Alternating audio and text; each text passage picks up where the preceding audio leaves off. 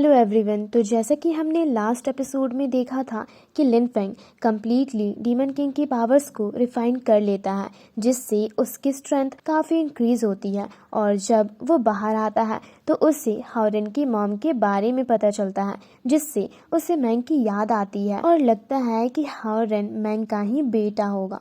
अब आगे हम देखते हैं लिन फेंग और शाओ तियान की बातें सुनकर एल्डर यांग तियानशु उनसे पूछती है कि क्या तुम लोग वापस जा रहे हो। ये सुनकर शाइनी काफी मायूस होकर लिन फेंग से कहने लगती है कि हमसे वापस मिलने आप जरूर आना, खास करके मेरी सिस्टर से।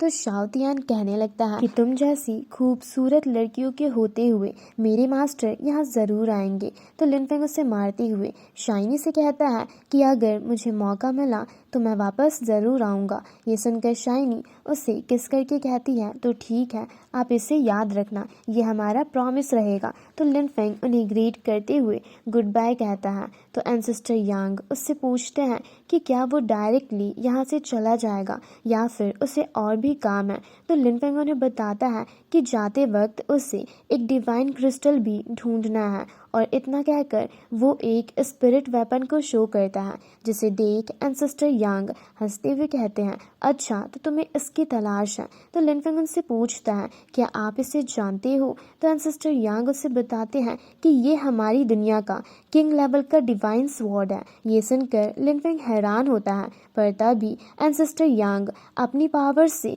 उस स्वॉर्ड की बची हुई पावर्स, जो कि एक छोटी सी क्रिस्टल में होती है, वो लिन फेंग को लाकर देते हैं, जिसे देख लिन फेंग काफी खुश होता है। लेकिन वहीं उस स्वॉर्ड की पावर्स को देख शाओ तियान उसकी काफी तारीफ करता है। तो लिन फेंग कहता है इसके अंदर से तो सच में डिवाइन स्वॉर्ड की ब्रीथ आ रही है, जिस पर एंसेस्टर यांग उससे बताते हैं कि इस क्रिस्टल के अंदर की जो इमॉर्टल पावर्स हैं वो तुम्हारे कंट्रोल के बाहर है, इसलिए मैंने इसकी पावर्स को सील कर दिया है। जब तुम्हें वो डिवाइन स्वॉर्ड मिल जाएगी तब ये खुद उसके अंदर जाकर कंबाइन हो जाएगा। इसके लिए लिन फेंग उन्हें थैंक्स कहता है। तो एंसेस्टर यांग एक मैजिकल पोर्टल क्रिएट करते हुए उससे कहते हैं कि अब आगे का रास्ता तुम पर ही निर्भर करता है, बाकी हम तुम्हारे वापस आने का इंतजार करेंगे। तो लिन फेंग उस पोर्टल के अंदर जाते हुए कहता है हम यंगर जनरेशन वाले आपकी उम्मीदों पर खरा उतरेंगे, और इतना कहकर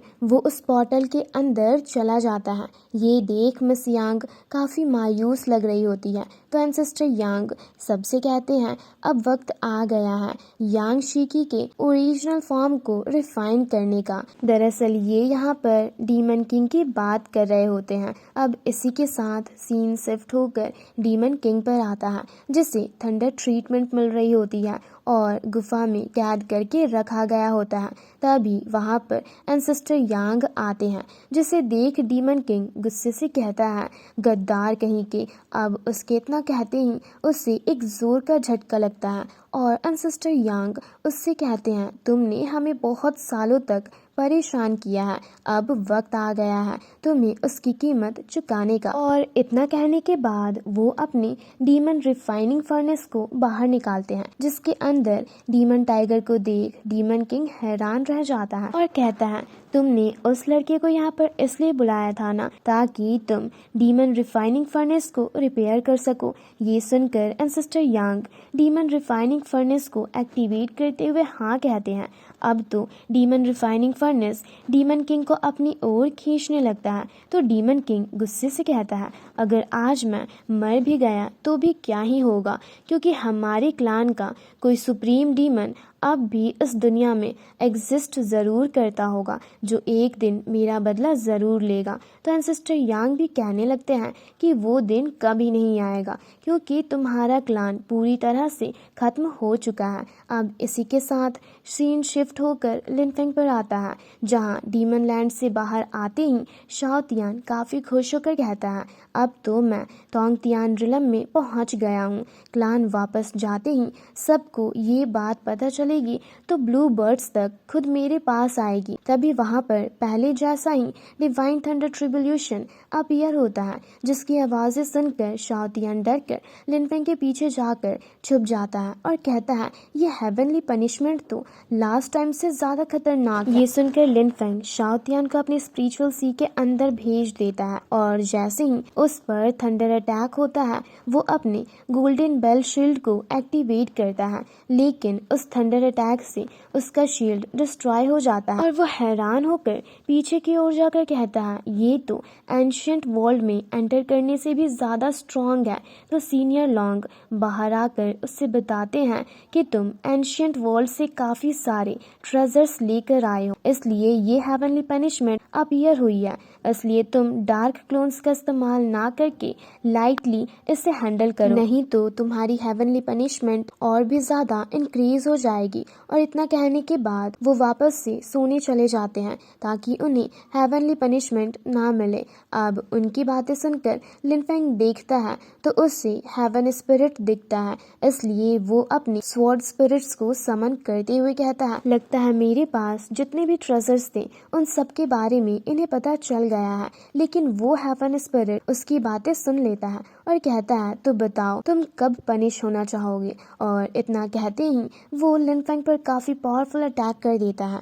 ये देख लिन फेंग कहता है गॉड मुझे मारना चाहते हैं तो ठीक है, मैं भी आज सब कुछ डिस्ट्रॉय कर दूंगा। और ये कहकर वो भी अपने स्वॉर्ड के जरिए हमला करके उस अटैक को डॉज कर लेता है, जिससे बिजली चमकने लगती है और लिन फेंग नीचे आ गिरता है। साथ ही इस दौरान लिन फेंग भी इंजर्ड हो गया होता है। ये देख वो हेवन स्पिरिट गुस्से से कहता है तुम मुझे चैलेंज करना चाहते हो, और ये कहकर वो वापस से लिन फेंग पर अटैक करता है। तो लिन फेंग भी वापस से खड़ा होकर अपने सारे स्वॉर्ड स्पिरिट्स को एक साथ कंबाइन करके एक बड़े से हेवनली स्वॉर्ड को समन करता है और उस हेवनली स्पिरिट के अटैक को ब्लॉक कर देता है, जिससे एक धमाका होता है और वो और उसके स्वॉर्ड दोनों ही पीछे की ओर जा गिरते हैं। तो हेवन स्पिरिट उससे कहता है जिद्दी मत बनो और वापस से लिन फेंग पर हमला करके उसके स्पिरिट क्लोन को डिस्ट्रॉय कर देता है।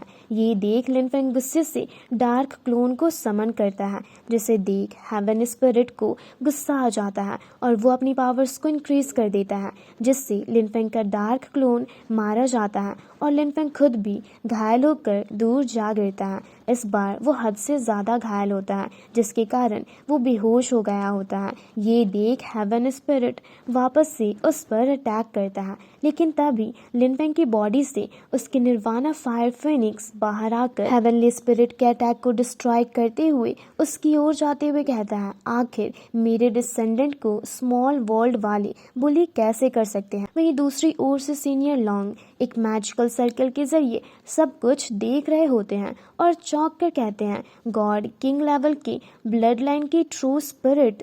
वहीं दूसरी तरफ हेवनली स्पिरिट भी उस गॉड किंग लेवल के ट्रू स्पिरिट को देख चौंक जाता है। तो वो ट्रू स्पिरिट उससे कहता है क्या लोअर रिलम के स्मॉल वर्ल्ड की यही ख्वाहिश है। तो हेवनली स्पिरिट उनसे कहता है लेकिन तुम्हारी ट्रू बॉडी तो गॉड किंग रिलम तक पहुंच चुकी है, तो आखिर ये वीक कल्टीवेटर तुम्हारा डिसेंडेंट कैसे हो सकता है। ये सुनकर वो ट्रू स्पिरिट उससे गुस्से से कहने लगते हैं कि आखिर ये तुम क्या कह रहे हो, स्ट्रेंथ मैटर नहीं करती क्योंकि तुम मेरे डिसेंडेंट को मारने के लिए क्वालिफाइड नहीं हो। और ये कहते हुए वो एक स्ट्रॉन्ग ऑरा रिलीज करते हैं, जिस पर वो हेवनली स्पिरिट उनसे कहता है कि भले ही मैं स्मॉल वर्ल्ड का एक मामूली हेवन स्पिरिट हूँ, पर फिर भी हम आपके लिए रूल्स को नहीं तोड़ सकते क्योंकि रूल्स गॉड्स के लिए भी बराबर होती है। ये सुनकर वो ट्रू स्पिरिट मुस्कुराते हुए कहते हैं अगर ऐसी बात है तो ठीक है, तो मेरे हाथों मरने के लिए तैयार हो जाओ। अब आप लोग सोच रहे होंगे कि आखिर ये ट्रू स्पिरिट कौन है, तो मैं आप लोगों को बता दूं कि ये ट्रू स्पिरिट दरअसल लिन शाओ तियान की स्पिरिट है, जो कि लिन फेंग के डैड है और ये गॉड रिलम के आगे लेवल तक पहुंच चुके हैं। अब इसी के साथ हमारा ये एपिसोड यहीं पर खत्म होता है। तो मैं उम्मीद करती हूँ आप लोगों को ये एक्सप्लेनेशन वीडियो पसंद आई होगी, तो हमारे चैनल को ज़रूर से सब्सक्राइब कर लेना। जल्दी ही मिलते हैं इसके एक और धमाकेदार एपिसोड के साथ। Thanks for watching.